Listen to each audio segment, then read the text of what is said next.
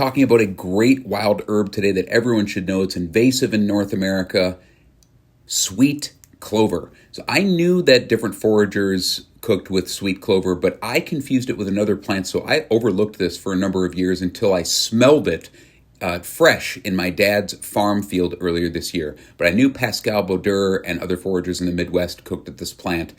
And this is yellow sweet clover, Mellotus officinalis, and white sweet clover, Mellotus albus. So you can use these plants interchangeably. They may grow together. They're invasive. Harvest as much as you want. The nice thing is you can get large quantities in a few seconds because they grow really tall. So this is a shorter one that was in the woods, and that's next to ragweed. Ragweed has a passing similarity, but the leaves are very different looking. It doesn't have an aroma. I will also mention that the aroma you will notice the most when it is dried, just like Galium triflorum if you're familiar with my work on that plant. So the other confusing plants here are small clovers, and these are the plants I assumed people were cooking with, and I overlooked it because they don't taste like much to me at all. You might put some in tea, but you're not going to be using the leaves in salads or something like that, and you can't make something comparable like the extract I'm going to show you how I make with the dried sweet clover. They're not as strong, so that was my confusion. When we're drying the plants here, these plants contain coumarin, so we want to make sure that they're not moldy and that they're dried properly. So the ones on the top, I left those in the sun. They didn't dry properly, and they got discolored. The ones on the bottom, I just put a fan on them, and then they will dry pretty quick and keep their color. And the reason that we want to dry them like that, make sure they're nice and evenly dried, is because moldy clover is dangerous to cattle and possibly to humans.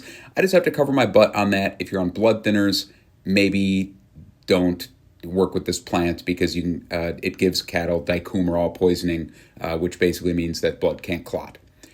Anyway, take your dried plants to make an extract and just cut them up with a kitchen shears. Once you get down to the woody stems, it may be a little bit more difficult and you may have to break it apart, but it's not rocket appliances here. Just cut the plants up or smash them into a jar, whatever. Cover all of that dried plant matter with brandy or rum, or you could use vodka. I personally prefer brandy or rum. Let that sit for like 30 days and strain it, and you have homemade vanilla extract, essentially. Creme fraiche is another thing I will do, and you can also infuse yogurt like this. Take some of the plants, there's a recipe on my site for this, warm it in some cream, let it cool, squeeze it out, add a little bit of buttermilk. And one of the reasons I do this, I'm going to do this for the Wild Harvest Festival coming up in a couple weeks, is that you can use creme fraiche without whipping it. You can whip it, but it's basically just like straight from the jar onto the plate. And when you're making gallons of it at a time, it's super efficient. So you can use it in all kinds of different desserts, cakes, pastries. You can stuff poultry with dried clover and roast it, just like European chefs do with hay, and then all kinds of other things you can see that you can do with the plant there. Lots of potential, super easy to identify, widely available, easy to harvest in large quantities. I hope you got a few ideas of things that you can do with it. The time to get it is now because the plant will have the strongest aroma when it's flowering. More information in the post on my website about this plant. There's a link at the top of the video description for that. Thanks for watching.